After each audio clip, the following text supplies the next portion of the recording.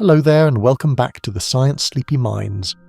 Tonight, you're floating gently, weightless, breath slow, as the stars wheel silently overhead. Except they're not overhead. They're everywhere. Below, above, behind, even where your toes used to be. The cosmos wraps around you like a velvet sphere, and off in the distance, well, farther than the word distance really knows how to handle, something shimmers. An edge maybe? A boundary? You drift toward it, curious and a little chilled. But you already know the twist. There's no edge, there's no barrier, there's no outside. You probably won't survive this mental math without your brain tying itself into a Mobius knot. So before you get comfortable, take a moment to like the video and subscribe, but only if you genuinely enjoy what I do here. And hey, post your location and local time in the comments so we can see how far this sleepy galaxy stretches. Now, dim the lights, maybe turn on a fan for that soft background hum, and let's ease into tonight's journey together. You begin with the feeling that there must be some sort of limit. After all, everything else in your life has borders, your bedroom walls, your phone screen, the edge of your coffee cup. But the universe? This big, expanding, all-consuming thing you live inside of. It's trickier than that. Imagine walking in a straight line forever and never hitting a wall. Just endlessly circling. Or maybe not even circling, but curving gently along an invisible geometry that doesn't care what your feet want. That's the crux of it. The edge of the universe isn't an edge in any meaningful way. It's not a barrier or a cliff you could stumble off. It's more like the end of a song that never really had a beginning to begin with. You reach out expecting a surface and your hand passes through more space. Always more space. Like an infinite roll of bubble wrap, except you're inside the bubble and it's growing. And still, the question lingers, if the universe is expanding, what is it expanding into? People have been asking this since we figured out the universe was expanding at all, which, by the way, wasn't that long ago. In 1929, Edwin Hubble famously observed that distant galaxies were moving away from us, and the farther away they were, the faster they fled. This wasn't because they disliked us, though Earth has done its fair share of embarrassing things, but because space itself was stretching. Picture raisins in rising bread dough. The raisins aren't moving, the dough is growing between them. Only unlike bread dough, this cosmic expansion isn't pushing into a pre-existing kitchen countertop. There's no outside to the loaf. The loaf is everything, and that of course makes people itchy. Including you, most likely. Here's where your sleepy brain gets a fun workout. You think spatially, edges, outsides, places beyond other places. But space itself is part of the universe. So to ask what the universe is expanding into is like asking what the shape of silence is. It's a mismatch of categories. Space doesn't expand into anything. More space just exists. Historians still argue whether ancient cultures thought of the cosmos as finite by default or infinite by necessity. The Babylonians, for instance, imagined a flat Earth encased in a dome, the firmament, holding back chaotic waters. The Greeks debated between finite spheres and infinite chaos, but all agreed whatever lay beyond was unknowable, divine, or, frankly, not our business. Today, cosmologists tell us the universe has no center, no edge, and expands uniformly in all directions. That shimmer on the edge you imagined, it's not an edge at all. It's the farthest light that's had time to reach you. Beyond it, more galaxies exist, but their light hasn't made the trip yet. Maybe it never will. Now here's a delightful fringe tidbit. Some physicist once proposed that the universe might be shaped like a 3D Klein bottle. If that means nothing to you, don't worry. It's essentially an object that loops through itself without an inside or outside. Try to picture that at bedtime and see how long it takes before your pillow starts to feel metaphysically unstable. Meanwhile, you're drifting still, trying to reconcile it all. If there's no outside, then where is this expansion happening?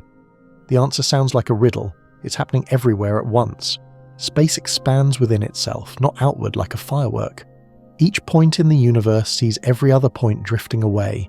You're not at the center, everything is. That's why you can't reach the edge, because the edge isn't ahead of you, it's everywhere and nowhere. It's like chasing the end of a rainbow, only the rainbow is four-dimensional and keeps redrawing itself as you move. It's also cosmically frustrating, and yet kind of soothing. No edge means no falling off. No outside means no lurking void to swallow the universe whole. Just infinite stars, infinite stretch, infinite calm, like floating in a dream that knows how to expand but never how to end. So for now, you lie back and let go of needing answers. Let the universe grow, edge-free and elegantly weird, while you drift like cosmic lint, unbothered, unbordered, and maybe just a little smug that even space can't define its boundaries. You're still drifting. No up, no down, no compass to hold on to. And the universe continues its quiet, ballooning act around you. But here's the twist you've been warned about. It's not a balloon. Or rather, it is, but not in the way you're picturing it. Let's play pretend sleepy science style. Imagine a balloon inflating. A red one maybe, with a helium smile and a little cartoon octopus for no clear reason. As you blow into it, the surface stretches outward. Now pause. Freeze that image in your brain. The surface of the balloon is two-dimensional. You, a tiny ant, live on that skin. You don't know about the air inside or the air outside. All you know is the rubber sheet beneath your 6 little legs is growing, stretching. Distances between you and your fellow ants are getting bigger, even though nobody's walking anywhere. That's the classic balloon analogy used to explain our universe's expansion. Except, again, here's where things get messy. Unlike the balloon, the universe isn't expanding into anything. There's no surrounding air, no pre-existing space waiting to be filled. The balloon is all there is, and you're not even on the surface. You're inside the balloon skin, except that skin has 3 dimensions, and you're made of it, and it's expanding from within. Confused yet? Good. That means you're on the right track. What's trippy is that space itself is the thing getting larger. Not because it's being pushed from behind or dragged from the front, but because the very fabric of space-time is stretching. The balloon is its own room. There's no cosmic floor it's resting on. It's like the software that builds its own hardware as it runs. If you still imagine the universe as a kind of dot expanding into a surrounding darkness, it's time to let that go, gently, like you're setting a jellyfish back into the tide. That darkness? It's not there. There's nothing outside the balloon, because outside is a space word, and space hasn't been built there yet. Now comes a mainstream historical moment. In 1917, Einstein tried to model the universe. He assumed, as most people did at the time, that it was static, neither growing nor shrinking. But when his math stubbornly suggested it should be expanding or contracting, he inserted what he later called his biggest blunder, a cosmological constant, essentially a fudge factor to keep the universe stable. Fast forward a decade or so, and observational data proved space really was expanding, just as his equations had originally predicted. Whoops. You can almost hear him sighing from beyond the space-time curtain. Back to your floaty thoughts. The idea that the universe could expand without an outside might seem ridiculous, but it's baked into the very idea of space-time. Space doesn't need room to grow into. It's the room. It creates its own where. Still, there's a beautiful and slightly terrifying fringe theory that suggests our universe might be a kind of holographic projection from a higher dimensional surface, like the 3D illusion in a 2D movie. This idea, called the holographic principle, was cooked up in the 1990s and suggests that what we perceive as our full 3-dimensional world might actually be encoded on a boundary we can't even see. Not quite an outside, but close enough to give your pillow a wrinkle. And so, you find yourself inside a bubble with no bathtub. The expansion isn't spilling into anything. It's not growing like a gas in a room. It's more like the room itself is inflating, making every corner farther from every other corner. Which brings us to something oddly comforting. No matter where you are in the universe, it always looks like you're at the center. Not because you're special, sorry, but because the expansion is happening everywhere equally. Like raisin bread in the oven, remember? This creates a strange paradox for your sleepy little head. If space itself is getting larger, how can you tell? It's not like you have a ruler that stretches with the universe. Except you do. All your tools, your atoms, your measurements, they're also within this expanding space. So in a sense, from the inside, the expansion feels weirdly invisible. It only shows up over truly massive distances, like between galaxies, where the stretching accumulates over billions of light years. Historians still argue whether the term expansion is misleading. Some say it gives the wrong impression, makes people think of the universe as a firework or a bubble blowing into something larger. Others defend it as the best metaphor we've got, even if it leads to late-night existential spirals. But whether you're imagining bread, balloons, holograms, or ants with 6 confused legs, one thing's clear. The universe doesn't need an outside to grow. It's more self-sufficient than your ex with the DIY kombucha kit. Space creates more of itself, time flows forward, and galaxies drift apart. Not because they're fleeing into a void, but because the cosmic balloon just keeps stretching. Now hush! You're still floating. No bathtub, no floor, just you and the bubble, and the gentle hum of distance itself growing ever so slightly wider. You're adrift again, nestled in the void between galaxies. Except void is a funny word when space itself is busy ballooning. Everything is moving away from everything else, but not because anyone's in a rush. It's just how the fabric of reality behaves. So far, you've stretched your sleepy thoughts around a universe with no edge and no outside. But here's the next layer of the cosmic puzzle. Time is in on the conspiracy too. We're not just talking about space getting bigger. Time, the rhythm, the beat, the tick that never talks backward, is part of this same expanding tapestry. Together, space and time make up spacetime, the flexible, bendy, wonderfully misbehaving arena in which the universe plays its long, slow game. And if the universe is expanding, that means spacetime is changing. That means time, just like space, is stretching. Here's the kicker. The expansion of the universe affects time differently in different places. In the early universe, mere seconds after the Big Bang, things were cramped, hot, and fast. Really fast. Atomic particles zoomed around in a state of caffeinated chaos. But as space expanded, the universe cooled, matter clumped, and time, as we know it, unfolded into something smoother and more predictable. Ish. Now, modern physicists talk about cosmic time. It's a kind of master clock that ticks in sync with the universe's expansion. But here on Earth, you've got your own clocks. Your heart, your microwave, your smartwatch telling you it's time to stand. These are local clocks. They don't keep up with the universe's grander rhythms. Your body runs on a rhythm entirely unaware that galaxies are sliding farther apart as you microwave your leftover noodles. And yet, every time you look up at the night sky, you're seeing that expansion in action. Light from faraway stars and galaxies doesn't just travel, it stretches. The wavelengths lengthen as space itself expands during the journey. That's why distant galaxies appear redder. Their light has been redshifted. It's a cosmic time delay, baked into every photon. Here's a mainstream history moment to tuck into your pillow folds. The discovery of redshift by Vesto Slipher in the 1910s laid the groundwork for understanding that galaxies were not stationary. It wasn't until Hubble, yes, that Hubble again, tied distance to redshift in 1929 that we realized something bigger was going on. Space was expanding. This expansion wasn't an explosion into emptiness. It was a growth of the space-time field itself. So what does that mean for you, little stargazer? Well, you're not just living in space. You're living in time that is warped and flexed by the geometry of space, which in turn is warped by mass and energy. Every tick of your watch is tangled up in the stretching of the universe. Time is not a universal constant, it's a local agreement. An illusion that feels real only because you're too tiny to notice the bigger clock.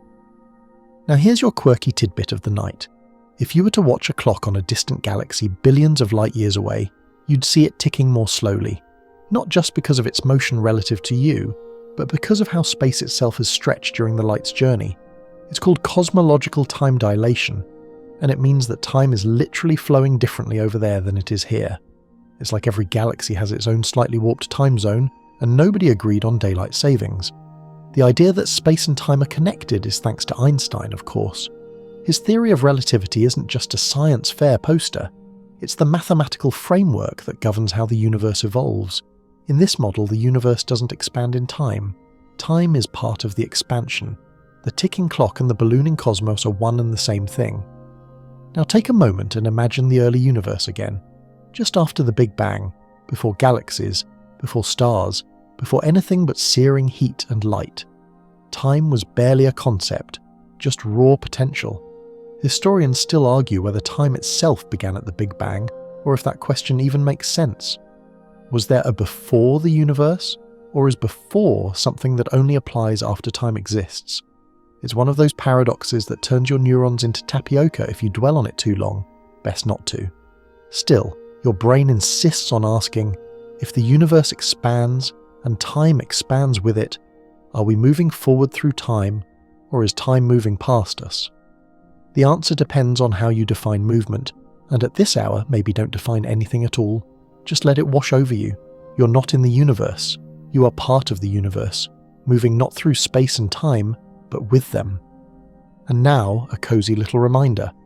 There is no center to the universe's expansion, no origin point still sitting there, quietly exploding. Every point in space is moving away from every other point. The expansion happens everywhere at once, like time rippling outward through the cosmos. So here you are, floating in expanding space, while time itself softly unfurls beneath your eyelids. You can't feel it, but your atoms are riding that wave like tiny surfers on an invisible sea. No one's paddling, no one's steering, but everyone's moving, stretched gently by the geometry of existence. And in this stillness, this slow, stretching hush, you realize something oddly comforting. There's no rush. Time is vast, space is vaster, and your place in it is not to know, but to wonder. So settle back into the expansion. Let it carry you. You don't need to chase it. You're already part of the wave. You keep drifting, curled now in the curvature of something you can't quite see. Space, time, gravity, maybe even your own thoughts. Wherever you are, you're not floating through a void in the traditional sense. You're inside the very structure of reality itself. And now we need to talk about the room you're in, even if it has no walls. Spacetime. Einstein, as usual, ruined everything in the most delightful way. Before him, space and time were separate entities. Newton imagined a kind of cosmic stage where planets did their dance, all timed to a shared universal clock. But Einstein flipped the script with his theory of general relativity. He told us space and time aren't just the scenery. They are the play. They warp and bend and stretch based on the matter and energy moving through them. In short, you're not drifting through space-time, you're drifting inside it, made of it, woven from the same silky thread. To picture this, you might imagine a rubber sheet, the classic classroom demo. Drop a bowling ball in the center, and the sheet sags. Roll a marble nearby, and it curves toward the depression, not because there's a force pulling it, but because the shortest path through that curved space is, well, curved. That's what gravity is, the warping of space-time by mass.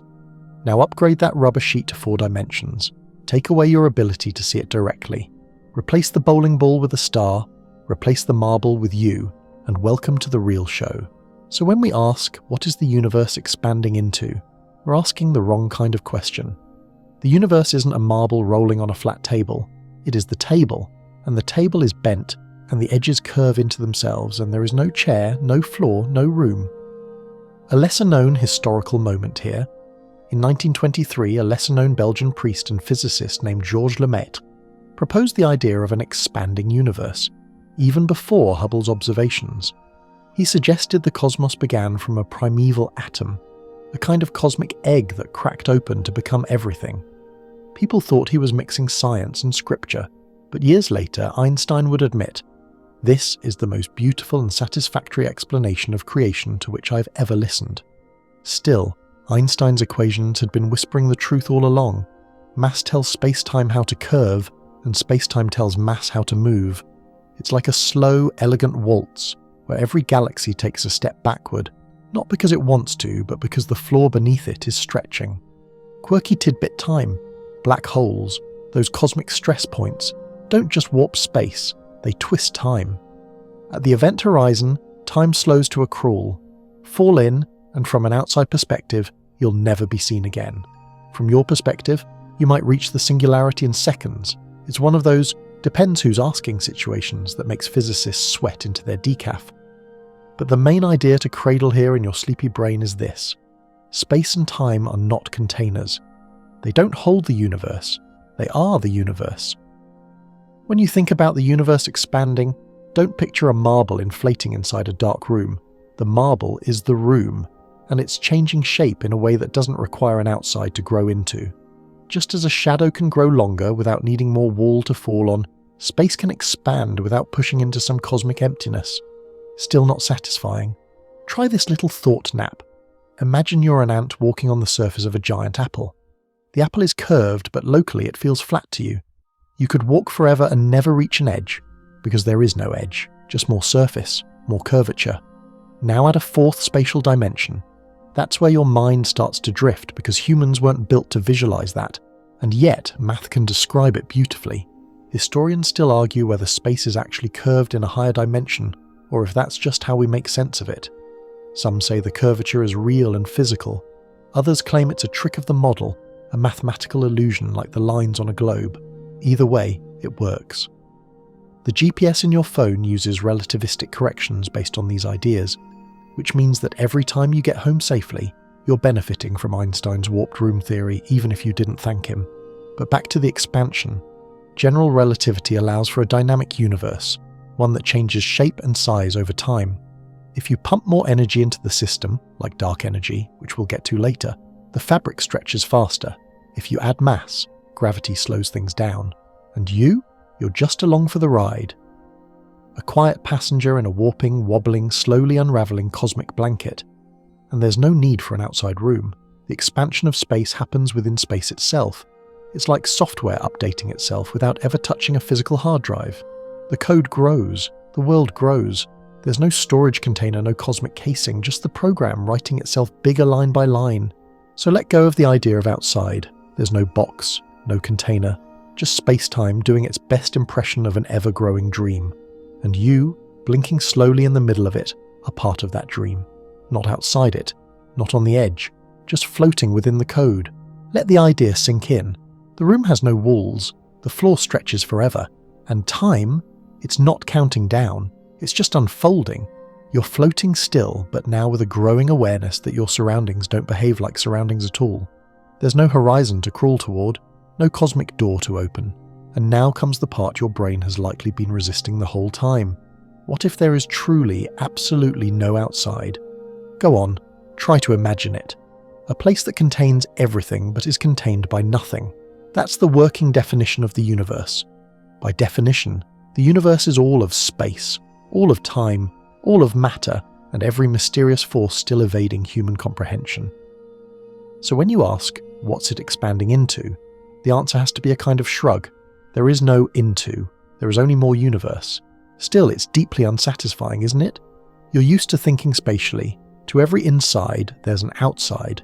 Your coffee cup exists inside your kitchen sits inside your house in your town on the Earth which floats in space, and on, nesting dolls all the way down.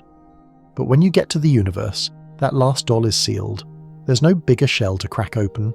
You hit the conceptual ceiling, and then you ask, okay, but what's outside that? Here's the uncomfortable truth. Outside the universe is a phrase that doesn't point to anything real.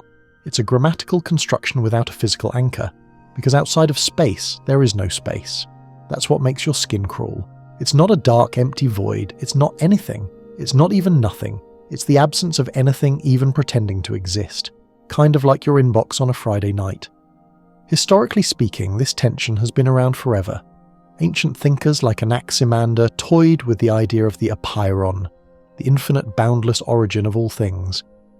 Others, like Aristotle, thought space must be finite, bounded by the prime mover or outer celestial spheres. But the idea of a finite cosmos with nothing beyond, that broke brains long before it broke yours.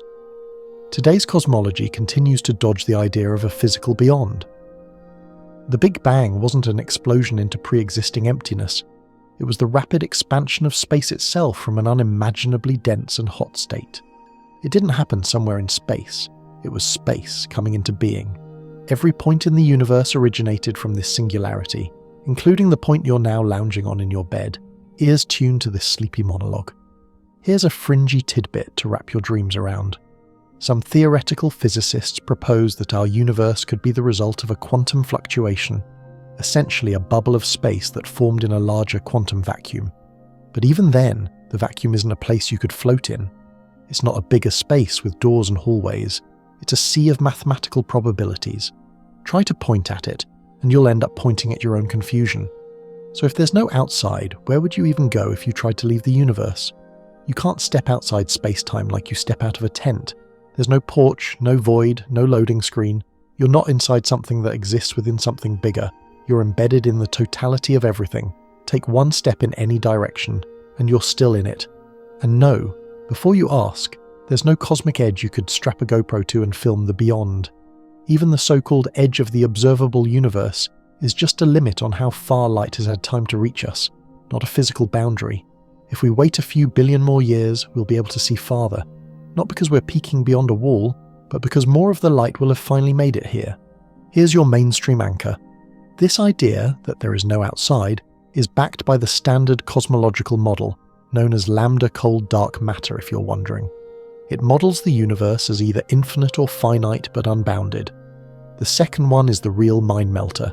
Finite and unbounded, how? Well, imagine a sphere. Its surface is finite. You could walk around it endlessly and eventually return to where you started, but there's no edge, no boundary. Now imagine that surface has 3 dimensions, not 2. That's a simplified model of a closed finite universe that still has no edge, no outside, just endless looping space. Historians still argue whether the universe is truly infinite or just very, very large and topologically weird. Measurements suggest it's very close to flat, meaning space doesn't curve back on itself the way a sphere does, but it's not conclusive. We may never know for sure. It's like trying to measure the shape of the Earth while standing in your backyard with a slightly bent ruler. But let's say, for a dreamy moment, that we could stand outside the universe. What would we see? Nothing, probably. Not in the poetic way. Literally nothing. No light, no space, no time. Your senses, which evolved to measure temperature, light, texture, and sound, would be completely inert. You wouldn't see black. You wouldn't see anything. Because seeing requires spacetime, and spacetime is the very thing you're trying to step beyond. So tonight, as you drift further into this stretch of sleeping space, know this. Your whole concept of outside breaks down at this scale. You're not in a container. You're not peering toward the lid. You're within the universe, and the universe is within you in the most literal, scientific, and weirdly poetic sense. No exit sign, no outer door, just more universe, every direction you go. And that is somehow more comforting than terrifying. Still drifting, still expanding, still nowhere near a wall. But now it's time to clear up one of the most common and strangely comforting misunderstandings. When people talk about the edge of the universe, what they usually mean is the observable universe. That's the part we can see, the cosmic horizon, the very, very far away limit to how much light has reached us since the Big Bang. But let's get something straight. The observable universe is not the actual edge of the universe. It's more like the edge of our bubble. Imagine you're holding a flashlight underwater and trying to shine it through murky ocean. You can only see so far before the light fades into murk. That doesn't mean the ocean stops. It just means the photons haven't made it to you yet. Right now, the radius of the observable universe is about 46.5 billion light-years in every direction. Yes, billion. And yes, that number is bigger than the universe's age in years. That's because, thanks to the expansion of space, light emitted billions of years ago has been travelling toward you, while the space between you and the source has been stretching. So it had a much longer road than just 13.8 billion light-years. The observable limit isn't a shell or a border, it's a timestamp. It marks the farthest point in space from which light has had time to reach us. Beyond it, the universe probably continues, possibly forever, possibly in directions you can't even imagine without waking up a little bit. Now, a little historical bedtime snack. In 1965, 2 radio astronomers, Arno Penzias and Robert Wilson, accidentally discovered the faint cosmic microwave background radiation while trying to calibrate their antenna. They couldn't get rid of the static, even after evicting a family of pigeons nesting in the dish. Yes, really. Turns out that static was the afterglow of the Big Bang, the literal light echo from the birth of everything. And it's the farthest thing we can see with our instruments. Beyond that, the darkness deepens. You might picture the observable universe as a big glowing bubble around you. But here's the sleepy twist. Everyone in the universe has their own bubble. A galaxy 5 billion light-years away sees its own observable horizon.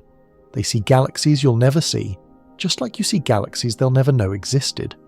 There's no one central point. Every observer is the center of their own cosmic visibility.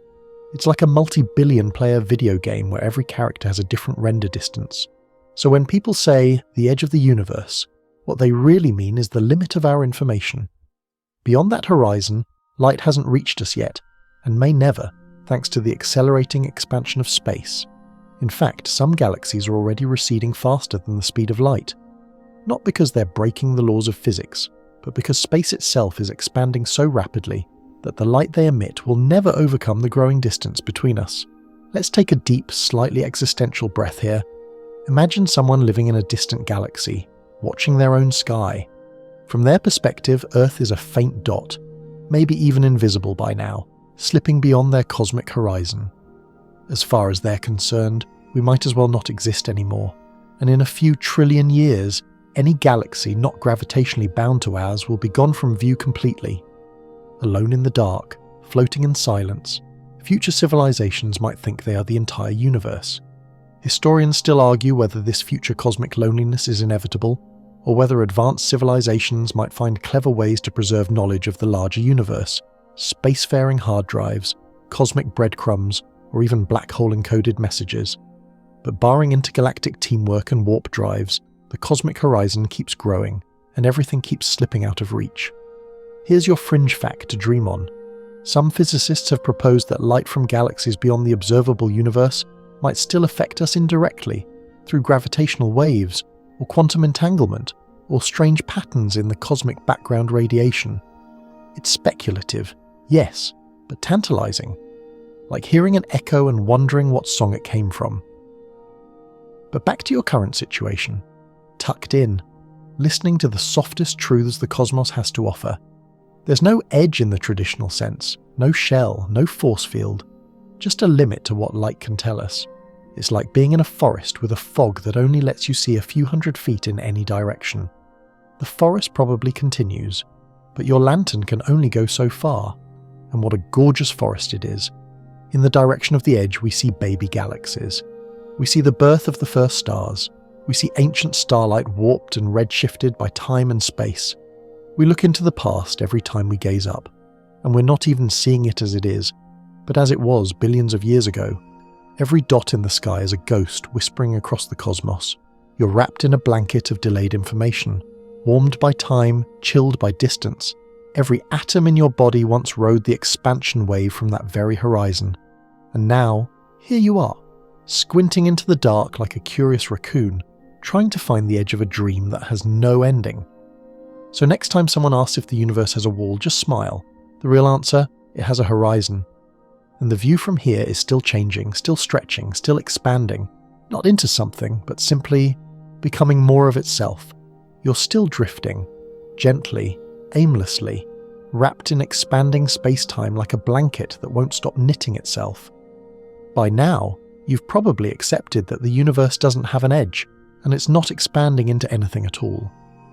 But there's another crucial twist we need to unpack tonight, one that might just flip your cosmic compass. Galaxies aren't moving through space the way you think they are. That's right. All those faraway galaxies speeding off in every direction. They're not flying through the universe like little cosmic cars. They're not even moving, not in the way we usually mean. Instead, it's space itself, the cosmic fabric beneath everything that's stretching between them. You can stop imagining galaxies with rocket thrusters now. There are no engines, no wake, no galactic exhaust pipes spewing gravity behind them. They're staying more or less put, at least in their local space. It's just that the space between them is swelling like bread dough in a warm oven. The farther away they are, the faster that dough grows. It's metric expansion, not motion.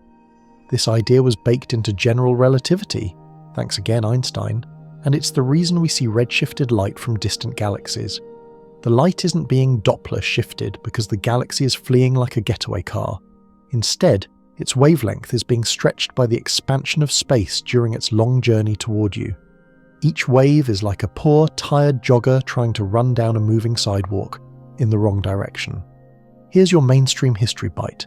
This interpretation of redshift became cemented after the 1930s when the math lined up with what telescopes were showing us.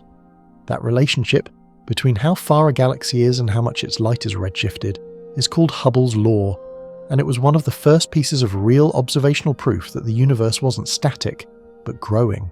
And again, not by flinging stuff outward, but by growing between the stuff. Want a quirky example to lull your brain? Imagine you've got a long rubber band with little ants glued onto it. Now stretch the band slowly. The ants aren't walking, but the distance between them increases. If the ants were sending light signals to each other, those signals would arrive redshifted. Not because the ants are zooming away, but because their universe, aka your rubber band, is stretching beneath their feet. Now, imagine you're one of those ants. You look around and notice all the other ants are moving away from you. So naturally you assume you must be at the centre of ant space. But wait, every ant sees the same thing. No matter where they are, they're the centre of their own little stretching rubber band. It's not about where you are, it's about how space behaves. That's metric expansion. This is important because it dismantles another big misconception. The universe doesn't have a centre. There's no explosion point, no origin you can point to and say, there. That's where it all started. The Big Bang didn't happen at a location. It happened everywhere all at once because space itself was smaller then. Every point in the universe was compressed. Every point was the point. That's why it makes no sense to ask, where did the universe start expanding from? That's like asking where the surface of a balloon starts to inflate from. It doesn't. The whole thing stretches at once. The centre of the universe is wherever you are and also nowhere at all. Historians still argue whether this idea, metric expansion, is intuitive enough for the general public or whether we need better metaphors. Some scientists say we should ditch the expanding universe phrase entirely because it makes people picture the universe pushing outward into a pre-existing space.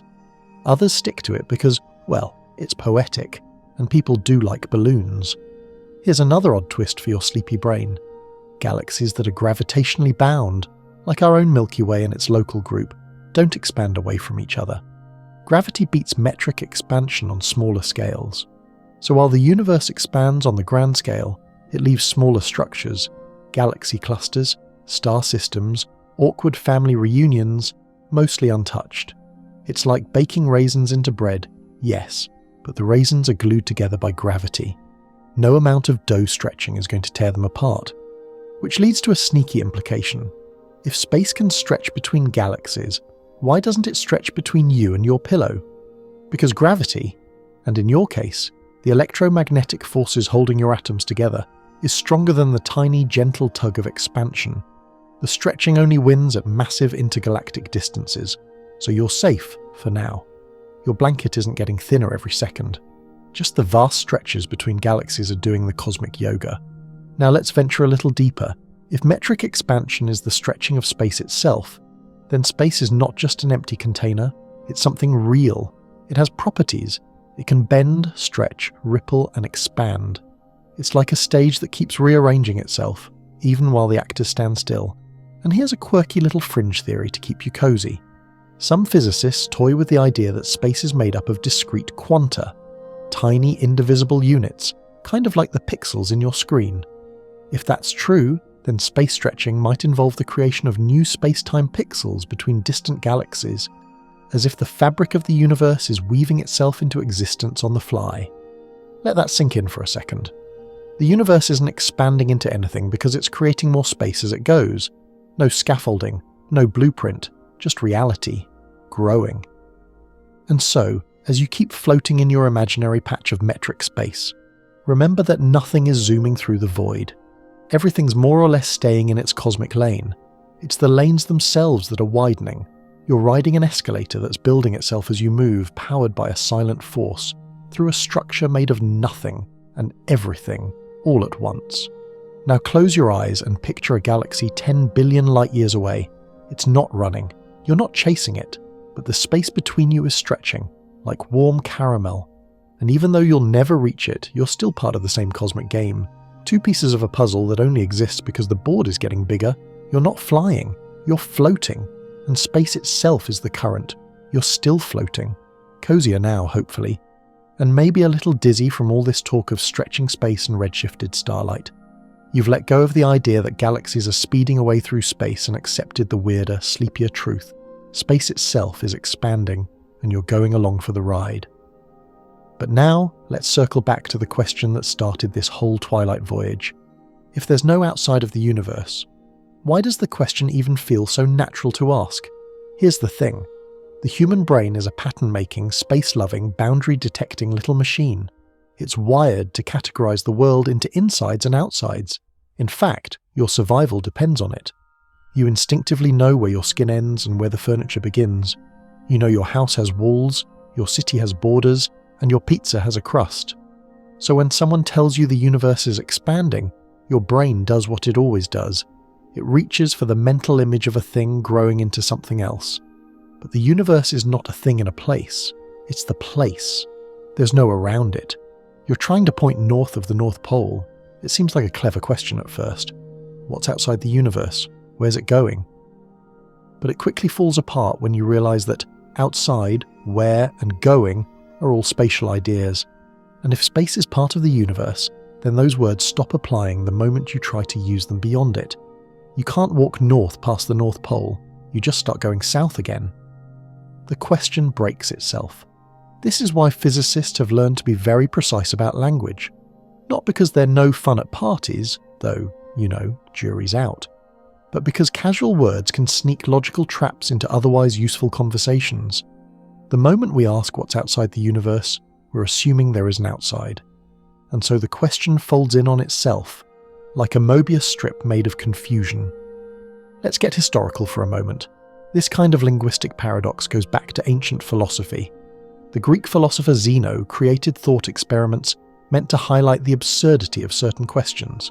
One of his paradoxes asked, if space exists, then where is it located? If it's in something else, then that something else must also be in something, and so on forever. His point? Maybe the question itself is flawed, and maybe, just maybe, that's exactly what's happening with the idea of the universe expanding into something. The question sounds logical, but it's built on assumptions that crumble under scrutiny, especially when you add in curved spacetime, no fixed reference points, and the disorienting fact that everywhere is the center of the universe. Now for tonight's quirky tidbit. In some video games, the world only exists in the areas where the player is. Venture too far off the map and the scenery stops loading, or you fall through the floor into graphical limbo. Some cosmologists argue the universe might be like that, but in reverse. It doesn't have an edge you can fall off. It's just that space itself only exists where it exists. There's no cosmic loading screen, no developer's room behind the stars, just the active dynamic stretch of space where physics plays by the rules. This leads to another cozy paradox. Infinity and finiteness aren't always opposites. The universe might be infinite, or it might be finite but unbounded, like the surface of a sphere. You can walk forever without hitting a wall, but the surface area is still limited. If space loops back on itself at cosmological scales, then you could, in theory, travel far enough in one direction and eventually return to your starting point, though the whole concept gets messier once time and expansion get involved. Historians still argue whether the early Big Bang models assumed a finite or infinite universe. Some interpretations of Einstein's equations allow for a spatially finite cosmos, while others point towards something infinite and forever growing. Observational data leans toward flatness, which could imply infinity, but only if the universe really is exactly flat, which is hard to confirm without seeing literally all of it. And here's where you, dear sleeper, return to the North Pole idea. The North Pole is not a location you can go past. It's a limit of your coordinate system. The idea of north just stops making sense once you reach it. Not because it's a wall, but because your mental map isn't built to stretch that way. The outside of the universe works the same way. The moment you try to look beyond it, you're not looking past something. You're trying to use a ruler in a place that has no length. You're trying to step into a room that has no floor, no ceiling, and no walls, not because they're invisible, but because they don't exist at all. And still, your mind keeps trying, keeps poking at the edges of understanding, nudging boundaries that aren't even there. That's what makes us human, and probably why you're still awake. But rest assured there's comfort in this strange, edgeless place. The universe doesn't need to expand into anything, because it's not a marble in a bowl. It's the bowl, and the table, and the room, and the word room is starting to lose all meaning. You're floating not toward an outside, but within a fabric that has no fringe, no loose threads, no border to cross. You can let go of needing there to be something beyond. The universe is enough, and wherever you are, whatever direction you face, you're not heading to the edge. You're heading deeper into the mystery. You're floating now through nothing in particular, No coordinates, no compass, no illusion of over there. And it's time to face one of the oldest, sleepiest cosmic questions of them all. What shape is this thing you're floating in? Because the shape of the universe, believe it or not, may hold the key to understanding why it doesn't need an outside at all. Let's start simple. You're used to things having shape. A basketball is round, a pillow is soft and vaguely loaf-shaped. Even your phone has sharp edges that tell your hand, hey, this is a rectangle, don't drop me in the bath again. But the universe, not so cooperative. Cosmologists have proposed three main large-scale geometries for the universe: flat, spherical, and hyperbolic. These aren't just shapes for fun, they define how space itself behaves, curves, and connects across unimaginable distances. And the kicker? Each of these shapes leads to a completely different idea of whether the universe is infinite, finite, or loop-de-loop weird. If the universe is flat like an endless sheet of paper, it can extend forever in all directions. No boundaries, no looping, just straight lines that never meet. Parallel beams of light stay parallel, and guess what? This is the model most favoured by current data. It's the boring option, but also the most chill. Infinite space, infinite expansion, zero edge. Kind of like lying on your back in an open field and realising there's more sky behind the sky. But what if it's spherical, like a globe? That's a closed universe, finite, but unbounded. Walk far enough in one direction, and you eventually return to your starting point, just like you would on Earth. Only this time you're walking through 3 dimensions instead of 2, which turns your brain into pudding. You're not looping around a planet's surface, you're curving through 3-dimensional space itself. There's no edge here either, just a giant self-containing loop. And then there's the weirdo, the hyperbolic universe. That saddle-shaped space, curved outward instead of inward. Think of it like an infinite Pringles chip, but in every direction, and somehow cosmic. This geometry implies infinite space, but with a funky twist. It's open, and its curvature leads to more space than you'd expect as you go farther out. Kind of like walking across a landscape that keeps unfolding faster than you can walk it. Now here's the fun part. We can actually measure the shape of the universe. Sort of. Scientists look at the cosmic microwave background, the faint glow of the Big Bang's afterparty, for clues. Tiny fluctuations in temperature, patterns in the oldest light we can see, give us hints about how space curves. And right now, data from missions like WMAP and Planck suggest that the universe is very flat. Or at least so flat that any curve is too gentle for us to detect over 93 billion light years. But flat doesn't mean simple. A flat universe can still be finite if it wraps around on itself in certain dimensions. Like a video game world that loops seamlessly, walk far enough to the right and you end up on the left. In physics, these are called toroidal topologies. Yes, that means donut-shaped universes. Sweet, delicious space-time donuts. You could be living in a 3-dimensional donut drifting forever and potentially passing the same cosmic scenery over and over, though it would take billions of years. The light from distant galaxies might circle around and reach you again, creating ghostly duplicates of the same galaxy in the sky. Hasn't happened yet, but people are looking. Here's a quirky fact for your sleep file. If the universe is shaped like a donut, then technically there could be a direction where, if you had a big enough spaceship and a few trillion years of snacks, you'd eventually end up behind yourself. A cosmic selfie from behind. Thanks, topology. Historians still argue whether early philosophers even considered the universe could have a shape. Most ancient cosmologies imagined a layered structure. Earth in the centre, heavens above, underworld below. The Greeks flirted with spherical models of the cosmos, but it wasn't until Einstein gave us general relativity that the idea of curved space even became scientifically meaningful. Space wasn't just emptiness, it was something physical, bendable, and measurable. So how does the shape relate to that persistent question about the universe expanding into something? Well, here's where things get dreamy again. If the universe is flat and infinite, it doesn't need an outside.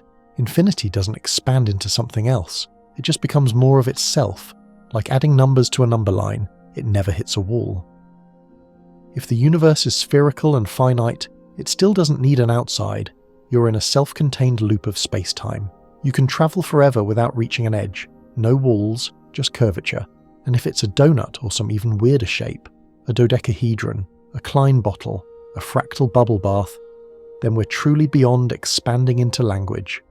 These shapes exist in mathematical spaces that don't require embedding in something larger. They can contain themselves, thank you very much. It's like this. A circle doesn't need a square to wrap around it. A sphere doesn't need a cube to live inside. The geometry exists on its own terms, and so does the universe. Here's one more sleepy image before you drift further. Imagine riding a light beam around the curved universe. You go for billions of years. You pass galaxies, dark matter clouds, cosmic relics, and maybe even yourself, an earlier version of you, eating space pudding from a silver tube. And after all that, you end up back where you started, with no sign of a boundary, just more space, more time, more universe. You don't need an outside if the inside never ends. And maybe that's the coziest realization yet.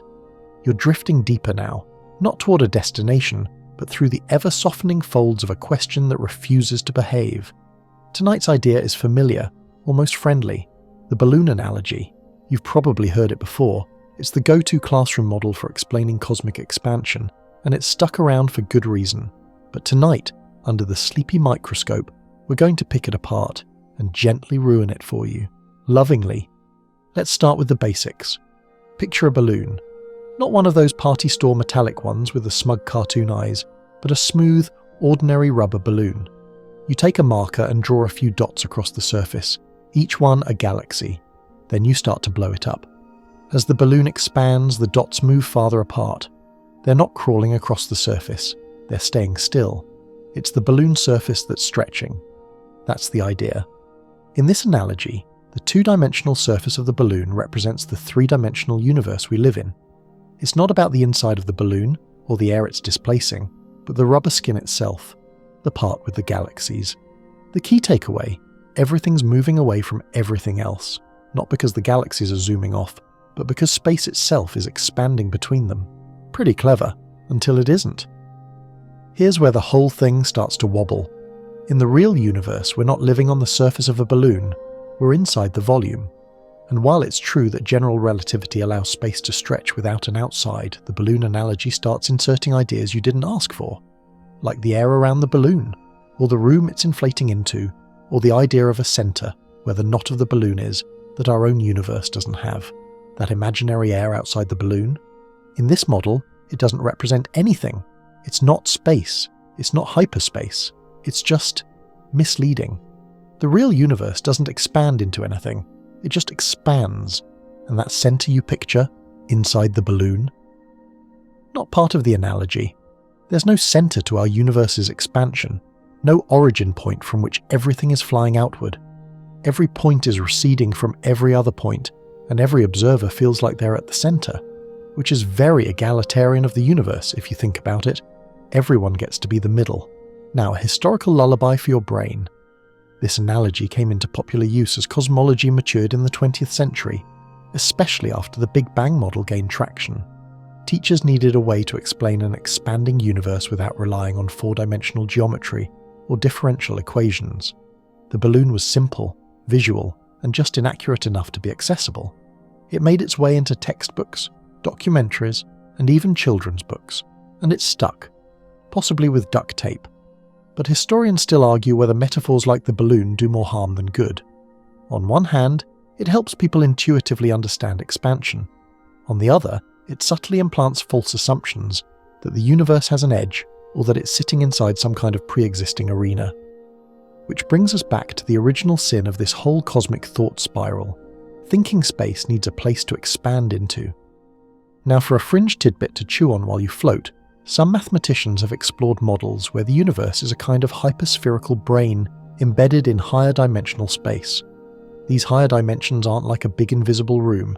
They're more like mathematical scaffolding that helps us describe curved space.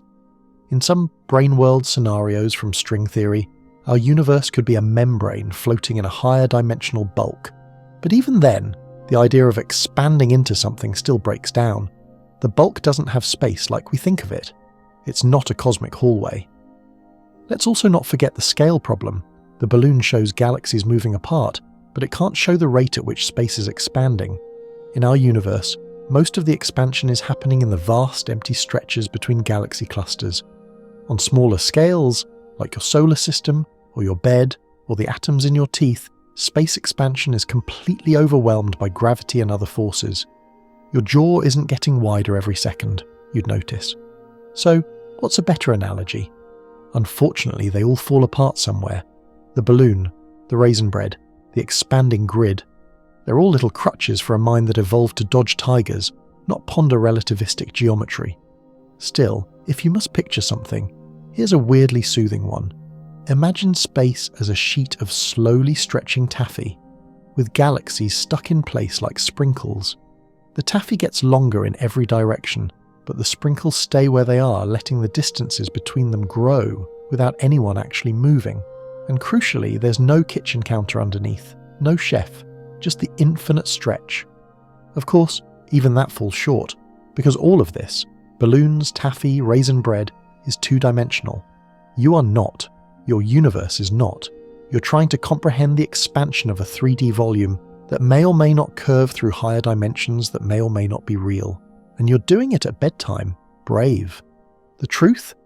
The universe doesn't care about your analogies. It's under no obligation to make intuitive sense. It just is. Expanding not into anything but as itself. No edge, no center, no air around the balloon. So tonight, let the balloon go. Let it float away. Ironic, right? And instead imagine a space that is making more of itself without asking permission. No walls, no ceiling, no container. Just galaxies like silent lanterns drifting farther apart while the room builds itself bigger around them. And you're a sprinkle in the taffy. Not moving, not zooming, just floating in a calm, ceaseless stretch. You're floating now without metaphors. No balloon, no bread, no taffy. Just you, curled up in a soft corner of a universe that stretches on without corners. And maybe, just maybe, you're wondering, what if there is something beyond our universe? Not an outside in the way we've been trained to picture. No floating void, no black screen with white text saying end of level. But what if our universe isn't the only one? What if there's more? A multiverse? This idea isn't new.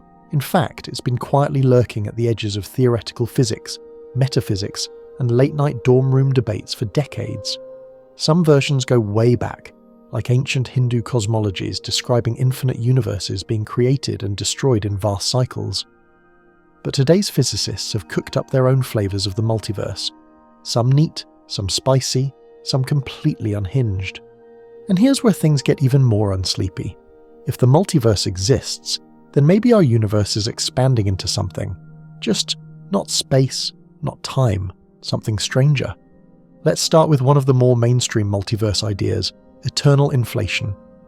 In this model, shortly after the Big Bang, the universe underwent a ridiculously rapid period of expansion called inflation. We're talking faster than light stretching of space, happening in a tiny fraction of a second. This idea helps explain why our universe looks so smooth and flat today, and why galaxies are spread out the way they are. But here's the twist. Inflation may not have stopped everywhere. Instead, it might still be happening in pockets of a larger reality. Picture a vast, foaming sea of space, and our universe is just one bubble in that foam. Other bubbles, entirely separate universes, are forming, inflating, popping into being. Each bubble might have its own physics. Some might have no matter at all. Some might have 10 dimensions. Some might be full of intelligent ducks. We don't know. And in this bubbling landscape, new universes can pinch off from the inflating field, expanding into their own independent spacetime. Ours is just one. A small, calm bubble in an endless quantum froth. Now, we need to be clear. In these models, our universe isn't expanding into the other universes, or even into the inflating field. Each bubble has its own space-time, its own clock, its own geometry. They're not adjacent like hotel rooms. You can't walk from one to another with a cosmic hallway pass, but from a higher dimensional view, a so-called metaspace, they might all exist together. Weird, right? Here's your historical checkpoint. In the 1980s, physicist Alan Guth introduced the idea of cosmic inflation. His work was further developed by Andre Linde, who pushed the concept into eternal inflation and multiverse territory. These weren't fringe theories at the time. They were logical extensions of the mathematics behind the early universe. They answered puzzles like, why is the universe so flat? Why does it look the same in all directions? Why didn't it collapse immediately? but historians still argue whether this leap into the multiverse was a genuine solution or a convenient escape hatch. After all, if there are infinite universes, you can explain anything. Why is gravity weak here? Because we live in the bubble where it's weak. Why does our universe support life? Because we're here to ask the question. It's the anthropic principle. You only find yourself in a universe where you can exist. It's a comforting idea, and also slightly maddening. Because it means some things might be true for no deeper reason than we got lucky. Now for your nightly fringe treat. There's a version of the multiverse theory based on quantum mechanics, known as the many worlds interpretation. In this model, every time a quantum event has multiple outcomes, say a radioactive atom decaying or not decaying, both outcomes happen. The universe splits, creating two parallel realities, one where the cat is alive, one where the cat is dead. And those realities multiply with every choice, every chance, every flicker of uncertainty. So maybe you're not just floating in one universe. Maybe you're floating in an infinite branching fractal of universes where every version of you exists. One where you're an astronaut, one where you never bought that blender, one where you're asleep already. And what would the outside look like in that picture? Not an edge, not a wall, just more context. A background process churning out reality after reality like a never-ending slideshow. Our universe is one frame in a cosmic reel. It doesn't expand into the multiverse. It is the multiverse from the inside of one frame. But don't worry, even if other universes exist, they're not peeking through your windows.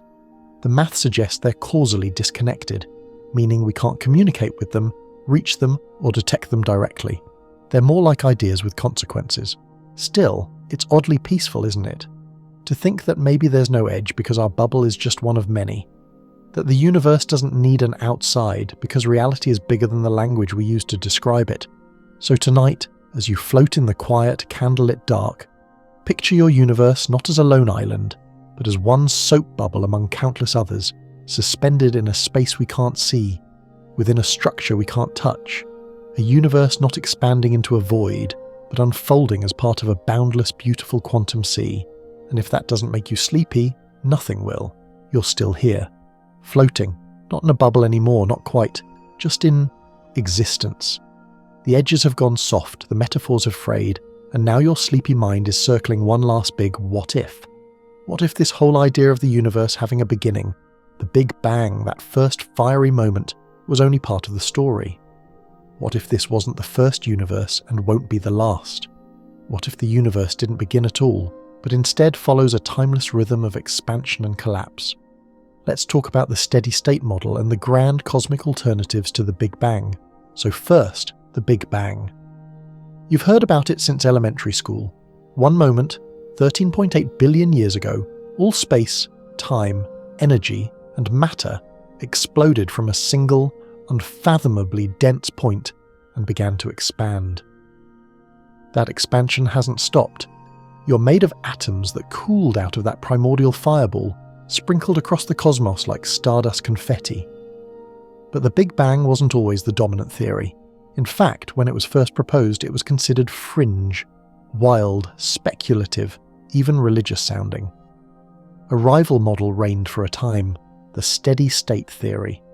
This idea, championed in the mid-20th century by cosmologists like Fred Hoyle, Herman Bondi and Thomas Gold, proposed that the universe has always existed. No beginning, no end. It was expanding, yes, but new matter was constantly being created to keep its density the same over time. Imagine a cosmic conveyor belt that adds new galaxies as others move apart, keeping the whole stage balanced. It was elegant, eternal, comforting in a way. The universe had no origin, it just was. But then the universe betrayed it. In 1965, that now famous discovery of the cosmic microwave background radiation, the leftover heat from the Big Bang, dealt a fatal blow to the steady-state theory. It was exactly the kind of echo you'd expect from a hot, dense beginning. The universe had a childhood, and this glow was its baby picture. The steady-state model quietly left the party.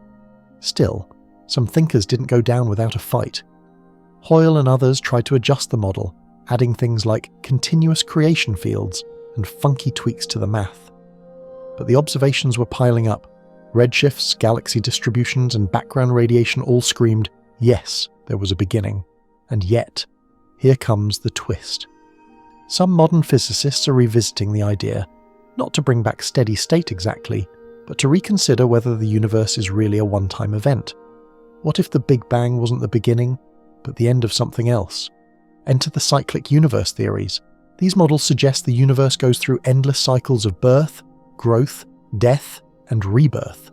Bang, expand, slow down, collapse, then bounce back again, like a cosmic breath. Inhale, exhale, repeat. In some versions, the universe contracts down to a dense state, not quite a singularity, but close, before quantum effects trigger a rebound, sparking a new round of expansion. In others, two higher dimensional brains collide, bounce apart, and repeat the process over trillions of years. These ideas come from string theory, and yes, they're as strange as they sound. But they raise a sleepy, irresistible question. If the universe is part of a cycle, does it need an outside at all? Or is it like a circle in time, unfolding forever within itself? And here's the coziest thought of the night. In these models, the universe might be infinite in time, even if it's not infinite in space.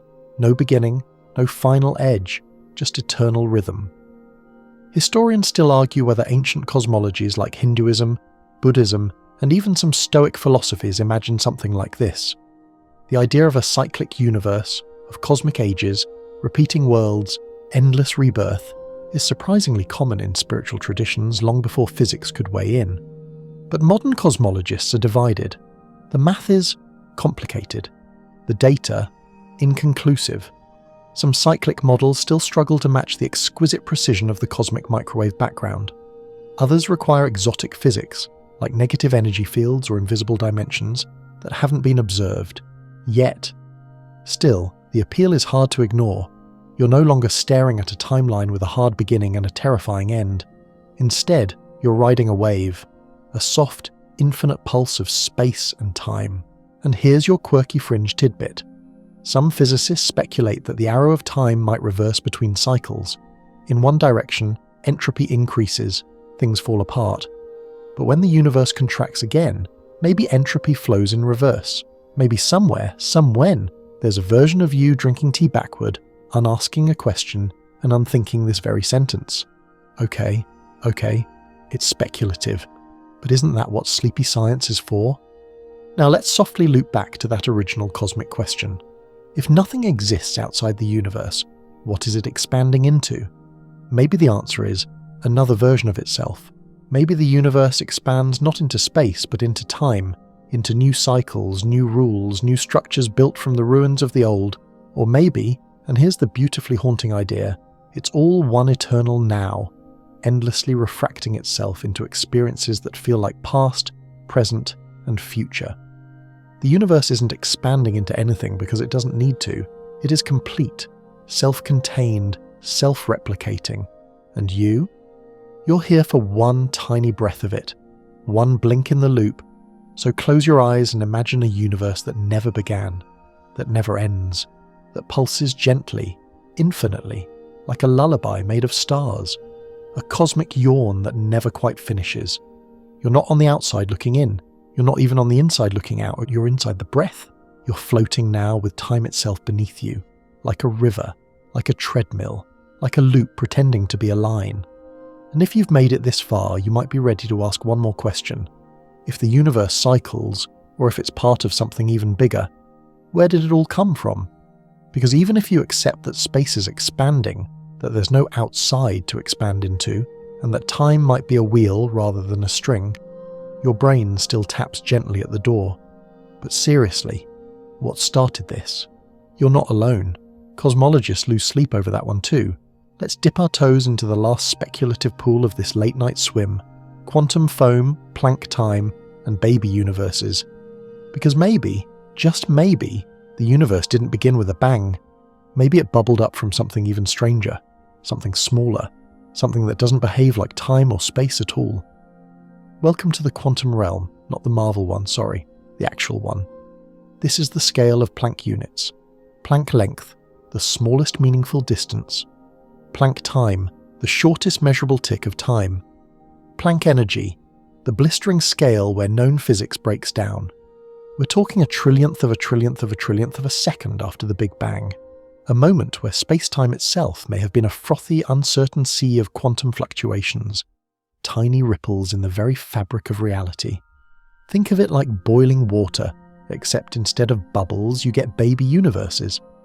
This concept is called quantum foam, and it suggests that space-time at its most fundamental level is not smooth and continuous, but turbulent and granular, like static, like white noise made of dimensions, and just like bubbles in boiling water, these fluctuations might occasionally swell into something stable, something that can expand and survive, something like a universe.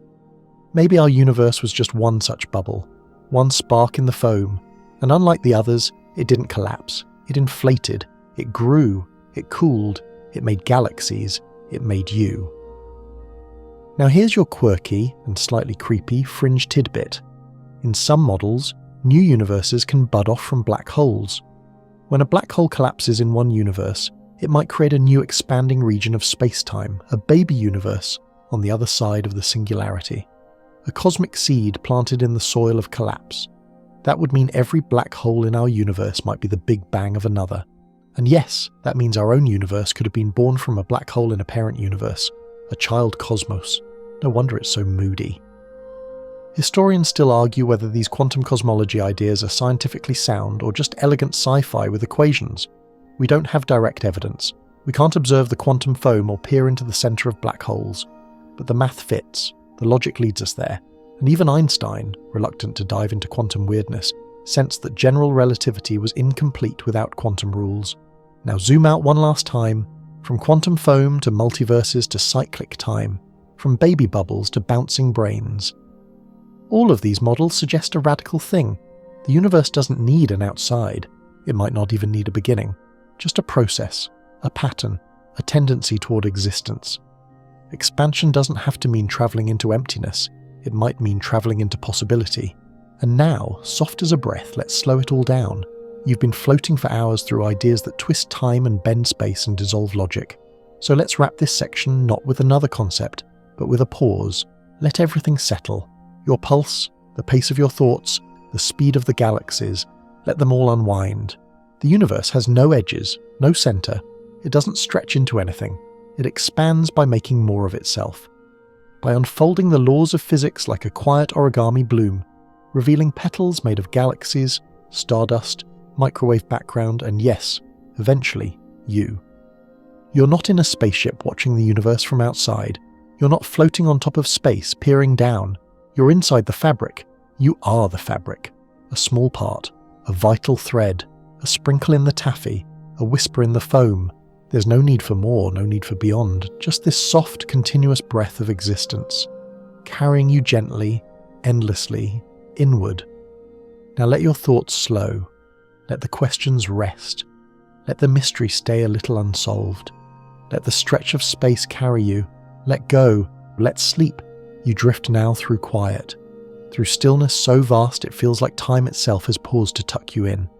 But just as your thoughts begin to settle, we dive a little deeper, because beneath the stillness, beneath the calm, is a place where the laws of physics start to squirm.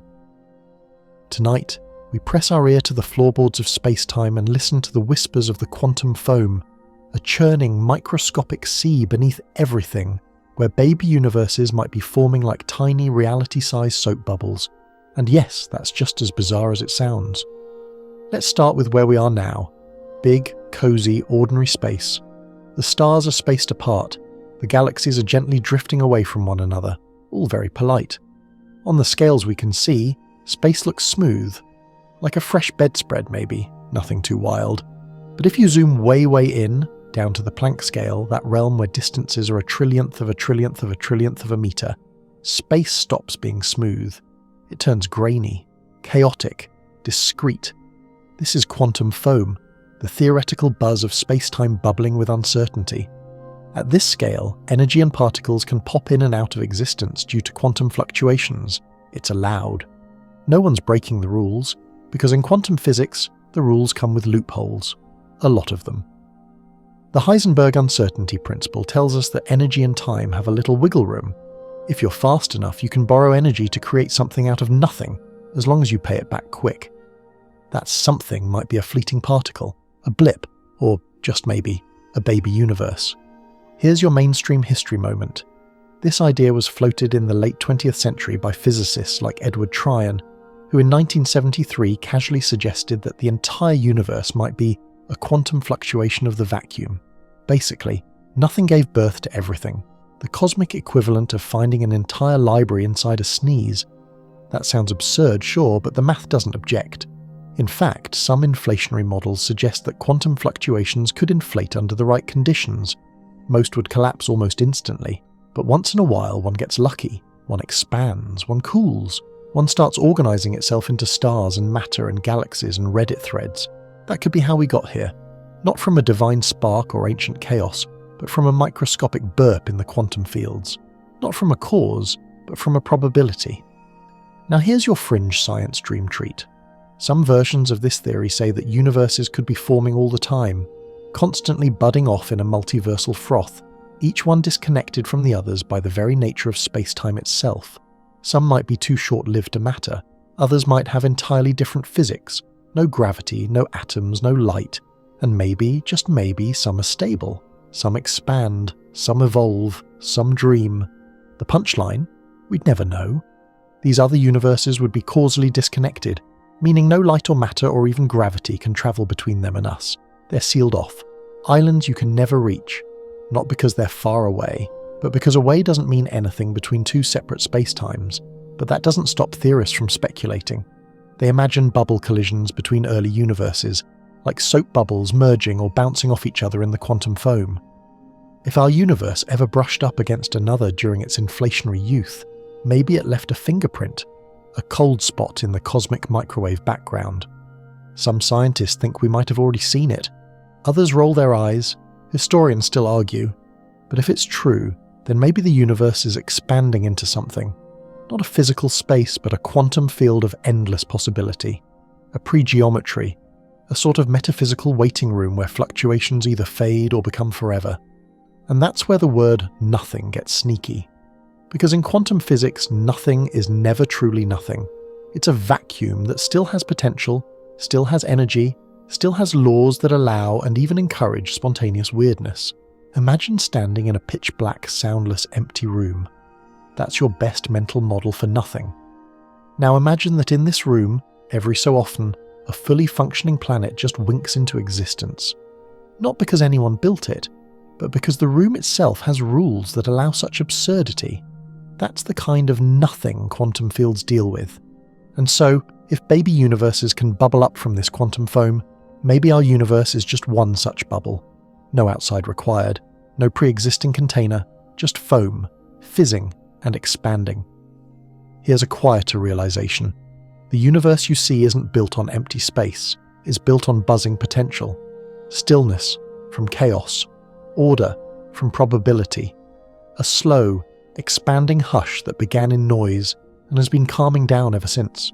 You're floating not on silence, but on the fading echo of a cosmic ripple. You're not in a void, you're in a story that space tells when it's allowed to dream. So tonight, let that idea cradle you, that reality itself may be optional, that nothingness isn't lonely, that space-time may just be the surface of something even deeper, and we are one tiny, beautiful bubble, lucky enough to last. You're still floating. But the silence has changed. It's deeper now, stretched thin like silk pulled over a canyon. Something happened, not just to you, but to everything. And it happened fast. Unreasonably fast. Cosmically unfair kind of fast. Tonight, we rewind the universe to its first heartbeat and meet a strange, powerful idea. Cosmic inflation. A blink of an eye event that made the universe go from nothing to everything, ish faster than the laws of physics would normally allow. If the universe is expanding now, and it is, and if it was once smaller, which it was, then the moment right after the Big Bang must have been intense. But intense doesn't quite cover it. It was inflation that took the universe from subatomic to cosmic in far less than a trillionth of a second. And yes, that's as absurd as it sounds. Let's set the sleepy scene. About 10 to the negative 36 seconds after the Big Bang, don't bother picturing it, your brain's stopwatch doesn't go that small, The universe underwent a period of exponential expansion. That's not expanding quickly. That's doubling in size again and again and again, every teeny tiny tick of time. In a fraction of a moment, the universe went from smaller than a proton to maybe the size of a grapefruit, or a watermelon, or a beach ball. It depends who you ask. Point is, big, fast, out of nowhere. And all of that without expanding into anything, just space rapidly creating more of itself. This sudden growth smoothed everything out. Before inflation, the universe may have been a turbulent, lumpy soup of quantum chaos. But inflation stretched those wrinkles into calmness, like a cosmic steam iron on its highest setting. That's why the cosmos looks so smooth today when we scan the skies with telescopes. And yes, here's your historical landmark. The theory of inflation was proposed in the 1980s by physicist Alan Guth, who was trying to explain why the universe appeared so uniform, so flat, and so horizonless. His idea answered a lot of puzzles all at once, like a cheat code in a game you didn't even know had rules. But what caused it? That's where the inflaton field comes in, a theoretical energy field that filled the early universe and then decayed, dumping its energy into particles, radiation, and the seeds of matter. Think of it like blowing up a balloon with invisible air, and then suddenly that air turns into stars. Energy becomes substance. The field ends, and the normal laws of physics take over. And just in case you were worried, yes, this expansion happened faster than the speed of light. But don't panic. Nothing in space broke the cosmic speed limit. Instead, it was space itself stretching faster than light can travel through it. It's like the universe made itself a cosmic treadmill and cranked the speed to infinity for a second. Historians still argue whether inflation really happened, or if it's just the best idea we've got so far. Some say it's too convenient.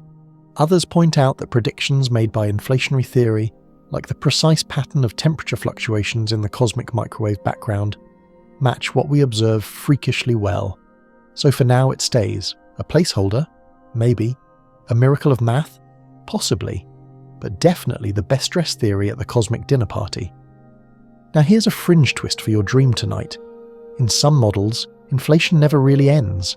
Instead, it just stops locally. In our patch of space, it slowed down and became the universe we know. But elsewhere, the inflaton field keeps going, keeps expanding, keeps birthing more universes. That's eternal inflation. The idea that inflation is still bubbling, like an endless pot of quantum stew forming bubble universes, each with their own laws, constants, and personalities. Ours is just one, quiet, calm, just right. The Goldilocks bubble, not too curved, not too dense, good for galaxies, good for sleep. You can almost picture it, a sea of inflation, frothy with potential. Every so often a new universe forms, expands, cools, maybe with gravity, maybe without, maybe with 3 dimensions, maybe with 17. Most collapse or fade, but a few hold on, a few bloom, a few start asking questions about edges. That brings us back to you, of course. Not as a cosmic center, but as a byproduct of your patch of inflation ending. You are the cooled residue of that rapid expansion. You are made of the radiation, the atoms, the leftover ripples from the universe's first breath. And no, this inflation didn't happen inside something. There was no arena, no room, no outside for it to expand into. The inflating space is the whole of what exists. The beyond doesn't apply. It's like a fractal. Zoom in, there's more. Zoom out, there's more. The process doesn't need a container. It is the container. Still not sleepy? Let's fix that. Imagine you're standing in a meadow watching a bubble slowly form out of dew and light. It grows. It breathes. But the meadow disappears as the bubble grows because the bubble is the space. The field doesn't vanish. It becomes the inside. And you're there, inside, with stars forming overhead. That's inflation, a brief, brilliant moment of growth that left behind everything. You don't need to know where it came from tonight. You don't need to understand how a field you've never seen inflated space faster than light. All you need to remember is this. The universe didn't burst into a space that was waiting. It brought the space with it. It brought the possibility of everything, with no need for an edge. And it did it before you could even blink. So sleep now and let go of the need for borders, beginnings, and boxes. Let inflation drift behind you, like the opening note in a song that's still playing. You are part of the echo, and the echo has just begun. You're floating again, Though after inflation, floating feels too slow a word. You were launched, catapulted into a cosmos that cooled just enough for matter to form, stars to ignite, and galaxies to settle into elegant spirals. But after all that cosmic drama, the explosive start, the chaos, the wild expansion, something strange began to happen. Instead of slowing down as gravity pulled things together, the expansion of the universe began to speed up. Wait, what? Yes, you heard that right. The universe is not only expanding, it's doing so faster and faster, and that makes no sense, or at least it didn't, until we gave it a mysterious, slightly spooky name, dark energy.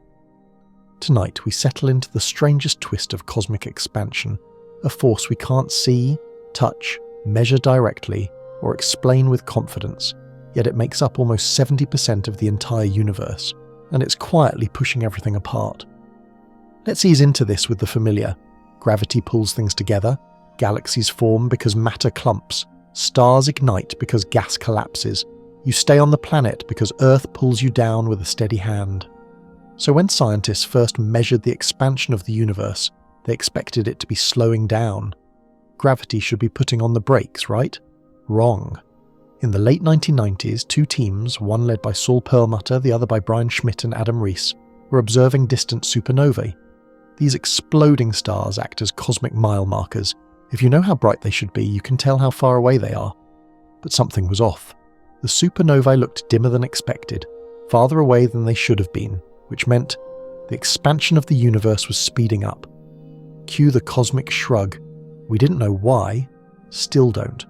So we gave it a name, dark energy, a placeholder, a mystery box, a fog that fills space and stretches it apart. You're not feeling it in your bedroom, because on small scales, like inside galaxies or even between stars, gravity still wins. But over billions of light years, dark energy dominates. The spaces between galaxy clusters stretch wider, faster, forever. Here's your historical milestone. The 2011 Nobel Prize in Physics was awarded to those supernova hunting teams. Their work changed cosmology overnight. The steady expansion we'd accepted since Hubble became an acceleration, and we still haven't figured out what's causing it. Some think dark energy is the cosmological constant, Einstein's biggest blunder, a term he added to his equations in 1917 to keep the universe static. When expansion was discovered, he regretted it. But now, it's back, and it might be exactly what we need to explain the acceleration, except we still don't know why that constant has the value it does. It's suspiciously small and stable, too convenient almost. Historians still argue whether this is just a fudge factor or something deeply real. Is dark energy a force, a field, a property of space itself? We don't know. What we do know is that it's winning, slowly, relentlessly, quietly rewriting the fate of the universe. Here's your quirky tidbit. The more space there is, the more dark energy there seems to be. That's because it doesn't thin out like regular matter or radiation. It's like interest on a loan that keeps growing no matter how much you pay. As space expands, you don't dilute dark energy, you get more of it. And that leads to some truly wild future predictions. If dark energy remains constant, the universe will keep expanding faster and faster, until distant galaxies are carried so far away, their light will never reach us. The cosmic horizon will shrink, stars will die, black holes will evaporate. Eventually, only cold, quiet particles will remain, too far apart to interact. A slow drift into heat death, a universe so empty that even time stops having meaning. Comforting, right? But wait, there's a more dramatic option. In some models, dark energy increases over time. Instead of steady acceleration, we get runaway acceleration, a future where everything, galaxies, stars, planets, molecules, gets torn apart by the expansion of space. Atoms themselves stretch until they snap. They call it the Big Rip. It's like the universe hits the gas pedal and forgets there's a speed limit. Don't worry though, it wouldn't happen for trillions of years. You have plenty of time to finish your coffee. And there's another possibility. Maybe dark energy isn't constant at all. Maybe it'll weaken, reverse, collapse. Maybe it'll trigger a new contraction phase, a big crunch, pulling the universe back into a dense core, setting the stage for another big bang. That ties into those cyclic universe ideas we whispered about earlier. Nobody knows yet. That's the honest truth. But here's what you can hold on to as you float. Dark energy doesn't need an outside to push into. It isn't inflating the universe like a balloon. It's stretching space itself from within. Like the fabric is expanding not because of something pressing on it, but because of something within it that says more. Like the universe has ambition, or indigestion. It's a force that lives in every cubic meter of space. It doesn't blow galaxies around. It builds more road between them. And the farther apart they get, the faster the next road appears. It's not wind. It's the map rewriting itself under your feet. So tonight, as you lay here listening to the universe breathe out, remember, the thing making space grow isn't out there somewhere. It's right here, around you, in every inch of nothingness. It's not moving you through space, it's moving space through you. And maybe it's not trying to explain itself. Maybe it just stretches because that's what space does. And we're the ones asking why. Let go of why. Just feel the drift. The expansion has no edge, no wall, no push. Only the quiet, rising tide of a universe becoming more of itself. And you, still floating, are part of that tide. By now you've let go of edges, peeled away the idea of an outside, and grown comfortable with the slow stretching of space. You've accepted that the universe doesn't need to expand into anything because it is, itself, the stage and the script. But eventually your mind begins to nudge again, not forward this time, but ahead. Where is all this expansion going? If space keeps expanding, quietly, mercilessly, impossibly, does that mean it all ends in emptiness? Or a collapse? Or maybe something worse? Tonight, let's look into the cosmic future. No walls, no edge, but yes, an end. And no, it doesn't involve crashing into anything. The universe doesn't go out with a bang. It slips quietly into the dark. One of the most widely accepted ideas about the end of everything is something called heat death. And it sounds exactly as cozy as you'd imagine. Here's the gist. As the universe expands, galaxies move apart, stars burn their fuel, matter decays, black holes slowly evaporate. Over time, everything spreads out and cools down. No more stars, no more energy gradients, no more structure. Eventually, the universe reaches thermodynamic equilibrium, where everything is the same temperature, everywhere. And that temperature, just a whisper above absolute zero. No more movement, no more doing, just the being of matter too thin and too cold to care anymore. In this version of the future, the universe becomes still, not because it stops expanding, but because there's nothing left that can change. Entropy wins. All usable energy is spent. It's not a crash, it's a fade. Here's your historical pause. The idea of heat death comes from the second law of thermodynamics, which says that entropy, or disorder, always increases in a closed system. The universe, being the ultimate closed system, can't escape this fate. Think of it as the longest, slowest sigh in all of physics, but don't let that chill you just yet. Heat death isn't scheduled for another 100 billion years or so. That's a Google. A number so big your brain folds trying to picture it. You, the Earth, the Sun, the galaxy. You're not even a wrinkle in that timeline. Still, that's not the only possible ending on the menu. Let's revisit one we brushed past earlier, the Big Rip. This one doesn't wait politely for entropy to do its job. No, in the Big Rip scenario, dark energy doesn't just push galaxies apart, it accelerates exponentially. So fast, in fact, that eventually it tears everything apart. First, galaxies pull away from each other. Then, stars drift from galaxies. Planets are yanked from stars. Then atoms. Then subatomic particles. Until space itself stretches faster than particles can hold together. The universe unravels, not by explosion but by overextension. Like pulling a rubber band too far, snap. Again, don't panic. This would only happen if dark energy isn't constant but increases over time, a theory that's far from proven. And even if it's true, the timeline is still a good 22 billion years away. You've got time to pack. Then there's the Big Crunch, an older idea where the expansion slows, reverses, and the universe collapses back into a single dense point. Kind of like the Big Bang, in reverse. Bang, expand, co-stop, collapse, crunch. This was once a serious contender, especially when we assumed gravity would eventually overpower expansion. But now, with dark energy pulling strings behind the scenes, the crunch looks unlikely. Still, it's not impossible. Some speculative models, especially in cyclic cosmology, suggest a crunch could follow expansion like a heartbeat. Expansion, contraction, repeat. No edge, no end, just rhythm. Historians still argue whether the earliest myths of cosmic death echo these modern ideas. The Norse had Ragnarok. The Hindus describe cycles of cosmic dissolution. Even early Greek cosmology spoke of ekpyrosis, a fiery collapse and rebirth.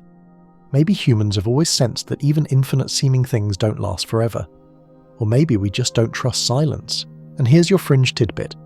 Some theorists think the universe might end not with a big rip or a crunch, but a phase transition. Like water freezing into ice, the fabric of space might one day shift into a lower energy state. That would instantly rewrite the laws of physics. Atoms might stop holding together, light might stop moving. It could happen anywhere. It could happen right now. Still here? Okay, probably didn't happen yet.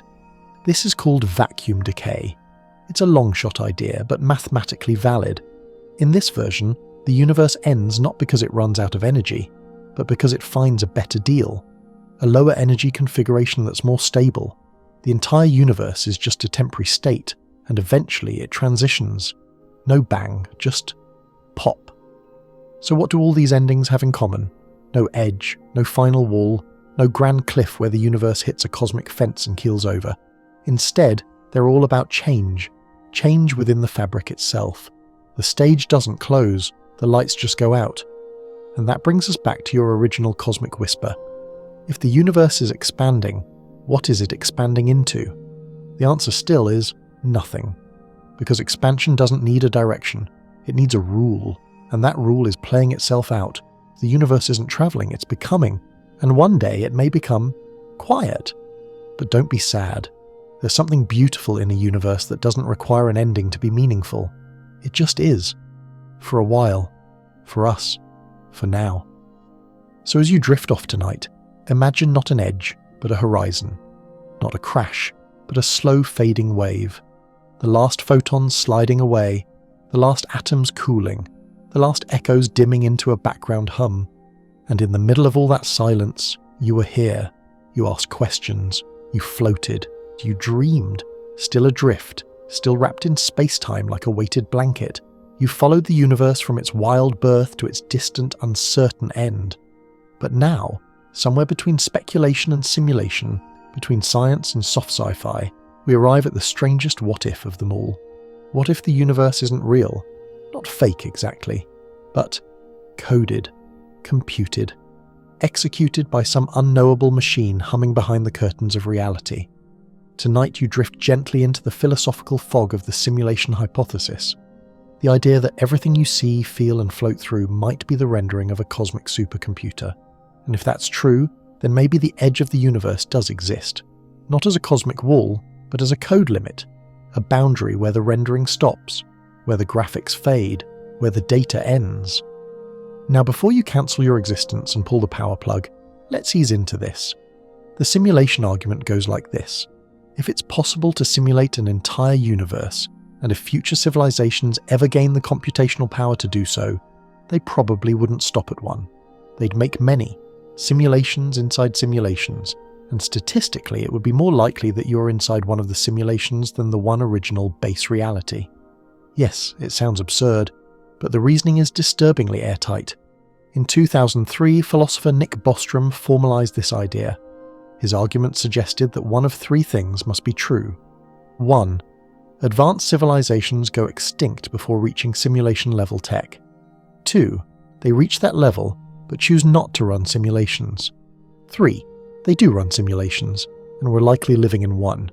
The third one has unsettling implications, that your entire universe, planets, stars, physics, everything, is just lines of code running on some distant, unknowable machine.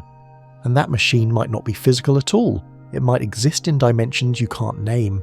It might be a form of consciousness so alien we'd mistake it for silence. Now here's the fun twist that brings us back to our central theme. If the universe is simulated, it might literally have an edge. Not a wall in space, but a limit to the rendered world. A point beyond which there's nothing, because nothing needs to be calculated there.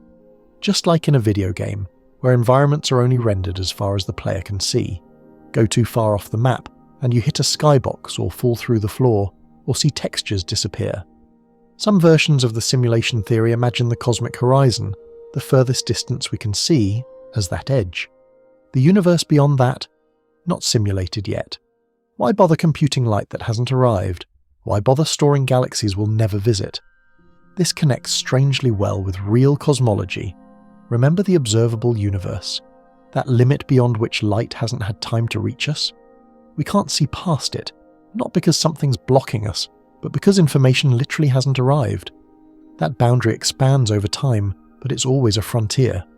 Some wonder, is that just a render distance? Now here's a quirky fringe fact to drift on.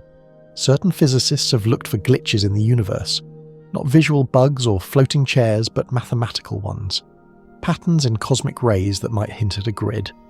Anisotropies in the cosmic microwave background. Even the discrete structure of space, if proven, could resemble pixels. Historians still argue whether this idea is philosophy dressed up in a lab coat or a genuine scientific inquiry. Most physicists remain skeptical, not because it's impossible, but because it's currently untestable. If you're inside the code, how do you debug the machine? But still, you're floating now, so let's float with it. Imagine the universe as a simulation, time as clock cycles, matter as structured data, galaxies as emergent patterns in a self-evolving system, and you, a cluster of algorithms learning to question your code. And here's the softest mind melt. Even if this is all a simulation, it doesn't make it less real. Your thoughts are real. Your memories, your questions, your sleepy heartbeat, they all matter. Because meaning isn't erased by origin. Even a simulated universe has sunsets, has gravity, has coffee, has love. If it walks like a cosmos and quacks like a cosmos, still, the idea teases something more literal. If this is code, then the universe might end when the program ends. The big rip, the big freeze. What if those are just shutdown scripts? What if the simulation ends with a fade to black? Not because space runs out, but because processing stops. And what about the outside of the universe then? Well, maybe that's the operating system, maybe that's base reality, or maybe there is no outside. Because even in the simulation theory you loop right back to our favourite idea. The universe doesn't expand into something. It expands because it's what's being generated. There is no beyond the code for us. Not because it isn't there, but because we aren't allowed to load it. Still, imagine this one dreamy moment. A pixel at the edge of the simulated sky. A quiet flicker in the cosmic background. A star that suddenly behaves not quite like it should. And the system pauses, and the sky goes dark, and a new universe boots up. Even in the simulation hypothesis, there's wonder, there's motion, there's drift, and there's no edge. Not one you could ever reach. Just a clever, infinite scroll of code pretending to be cosmos. So close your eyes. Whether you're floating in spacetime or syntax, the effect is the same. There's no outside you'll ever reach, no edge you can tap with your fingertips. Just a glowing grid of possibility, and the soft hum of something vast and unseen, still rendering your stars. Sleep now, you're safely inside the code and you're still here. Still drifting, suspended not in code or foam or star stuff tonight, but in something older, something human. Because long before redshifts and relativity, before cosmic background radiation and Planck time, people were already staring up at the sky, asking the same quiet question you've been asking since the beginning. Where does it end? Tonight, we dim the science for a moment and step into the soft candlelight of ancient cosmologies, myths, models, and bedtime stories from the centuries before telescopes, before calculus, before quantum foam. A time when the universe still felt like a room with a ceiling. Maybe gold, maybe painted, maybe held up by turtles. Let's start with the basics. To early humans, the universe was small, local, immediate. The stars were lights in the ceiling. The earth was flat or slightly curved depending on the culture. And the sky? The sky was something you could reach, if you climbed the right mountain or annoyed the gods long enough. In Babylonian cosmology, the universe was imagined as a kind of dome, the firmament, resting on a flat earth, which itself floated on a great cosmic ocean. Above the dome were the heavens, home to celestial beings and wandering stars. Below was the underworld, a tidy sandwich of existence, bordered, understandable. You could point in any direction and say, yes, that's where it ends. In ancient Egypt, the sky was personified as the goddess Nut, arched over the earth like a living canopy. Her body sparkled with stars. The sun sailed across her belly each day, then was swallowed at night to be reborn the next morning. Again, boundaries, rhythms, everything had its proper cosmic real estate. Then there's Greek cosmology. Think spheres, lots of them. The Earth sat motionless at the centre, surrounded by a series of nested transparent spheres carrying the moon, the planets, the sun and the stars. Each sphere rotated with divine precision. Aristotle and Ptolemy helped build this elegant model, which reigned for over 1,000 years. Above the final sphere, the prime mover, pure form, no motion, no time, just the outside that gives the inside its spin. Historians still argue whether people truly believed these models or treated them as symbolic frameworks. But what matters is this: they all had edges. The universe was finite, ordered, it fit. Even the Norse myths offered a layered cosmos, Midgard for humans, Asgard for gods, and the vast tree Yggdrasil holding it all together. Beyond that, Ginnungagap, the yawning void, cold, unknowable, not quite a place but a beyond. And then there's the turtle. Many indigenous North American cosmologies, among others, describe the Earth as resting on the back of a giant turtle. Sometimes that turtle floats in water, sometimes on the back of another turtle. Sometimes... You see where this is going. The point wasn't infinite regress, it was stability. The cosmos had support, structure, a bottom. And yet, if you peel back the poetry, you start to hear a familiar tension. Even in these ancient stories, there's a sense that the universe has an edge, but beyond that edge is something else, something silent, something waiting. What if you climbed beyond Nut's starry body? What if you pierced the firmament? What if you fell off Yggdrasil's roots? It's not just you asking these things. Every culture eventually invents its version of the outside. Sometimes it's gods, sometimes it's chaos, sometimes it's nothing. But always, always, the human mind reaches beyond the known. It asks, yes, but what's behind that? And sometimes the answer is profound, and sometimes it's turtles all the way down. Fast forward to modern times, and the edge question hasn't left. The models have changed. Einstein, Hubble, Hawking, inflation, dark energy. But the same question pokes at our ribs. If the universe is expanding, where is it going? We've just traded the dome for curved spacetime, the firmament for event horizons, and instead of angels pushing planetary spheres, we have invisible particles and dark forces. But the hunger is the same. Even now, some thinkers toy with a return to mythic ideas, like geocentric simulation theories, where our entire observable universe is just a curated display for one particular timeline.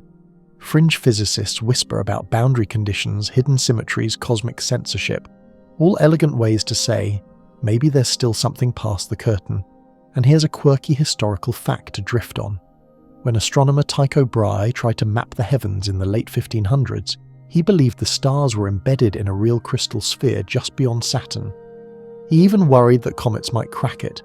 That's the thing. For most of human history, space had a ceiling. We lived under it. Safely. Now, we live in the open. And it's terrifying and freeing. So tonight, let yourself rest in both worlds. Let ancient cosmology hold your hand while modern physics opens the door. Picture the firmament, glowing, domed, protective. Picture the edge of the observable universe, hazy, horizon-bound, light taking billions of years to reach us. And then dissolve the border between the two. Let the myths and the math whisper together, not arguing, just humming. Because whether it's Nut, or a turtle, or a quantum fluctuation from vacuum energy, the message is the same. You're in it. You're part of it. You don't need an outside to matter. The sky above you? Not a ceiling, not a simulation limit, just space being space. Stars being stars. Your own breath, syncing with something older than words. No edge, no wall, just wonder. You've made it. Still floating, still curious, still somewhere between a question and a dream. We've spent the last stretch of this sleepy voyage unfurling the universe from every angle. Its size, its shape, its expansion, its silence. But as we coast gently into this final turn, we arrive at something far more personal, less about stars, more about you. Because the truth is, this whole time you've been asking a question your brain wasn't really built to answer. If nothing exists outside the universe, what is it expanding into? And the deeper answer might be this. Your brain doesn't like that question. It wasn't designed for it. You were built for trees and tigers, for hearth fires and thunder. Your ancestors needed to know where the forest ended, where the sky began, and whether there was a cliff at the edge of the hunting ground. Evolution sculpted your mind to recognize edges, to find boundaries, to ask what's past that. And that's why, even now, hundreds of thousands of years later, you still instinctively feel that the universe must have an outside. Even if you know it doesn't, even if the physics says no and the math says please stop, your brain quietly draws a dotted line around the cosmos and whispers, okay, but seriously, what's past the line? This is your cognitive architecture, the structure of your thoughts. You model the world in rooms, in containers, in layered maps, and you do it well, just not on a cosmic scale. Because on that scale, the metaphors break, the visuals twist, the language collapses under the weight of four-dimensional geometry and non-Euclidean expansion. You reach for a picture, you come up short. Even Einstein admitted it. The human mind is not capable of grasping the universe. We can map it, model it, predict it, but truly grasp it, that's another story. Historians still argue whether science itself can fully escape the metaphors we use to understand it. We say the universe is expanding, but we borrow that word from balloons and gas and explosions. We say fabric of space, but that's a textile. We say curved spacetime, but we're thinking of bed sheets. These are training wheels for your mind, useful but incomplete. And maybe that's okay, because maybe the goal was never to solve the universe, but to feel it, to sit inside it and notice how beautifully strange it all is. Not what is it expanding into, but what is it becoming? Let's round this out with one last quirky fringe idea to drift on. Some philosophers suggest that consciousness itself is an emergent property of the universe trying to understand itself. That every thought you have, every question you whisper into the night, is the cosmos folding inward, reaching for its own edges and finding none. So what if that ache you feel, trying to grasp the edge of reality, is not a failure of your mind, but a feature of it? A built-in awe detector? Maybe the question you're asking doesn't have a satisfying answer because it's not supposed to. Maybe it's a meditation, not a riddle. A candle to carry, not a fire to solve. And in that spirit, here's a softer way to hold it. The universe is expanding, not into something, just more of itself. There is no outside to step into, no finish line to reach, no hidden wall behind the stars. What you call expansion is the natural behavior of space-time unfolding in the only direction it knows. Forward, into more being, more time, more possibility. It's like asking what a melody expands into as it plays. It doesn't expand into anything. It just becomes more of itself. Moment by moment, note by note, and you're here for one of those notes, floating in the chord of the present, feeling the stretch not in space, but in you. You're not supposed to be able to picture it all, but you're allowed to be amazed by it, allowed to fall asleep wondering. So tonight, stop reaching past the edges. There are none. Let yourself rest inside the question. You're not outside the universe. You're not beside it. You're not under it. You are in it, of it, still expanding just like everything else. Good night, traveller.